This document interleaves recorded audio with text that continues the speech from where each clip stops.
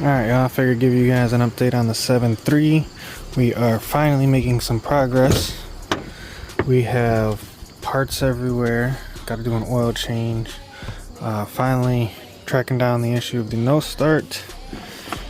And we also have to figure out why the kid took off the front pads on the driver's side, plus do the leak. But as you can see, it's been one thing after another. I got the batteries charging. I'm gonna put it back together and then go from there. We just got parts everywhere, so stay tuned. I might be doing a long form video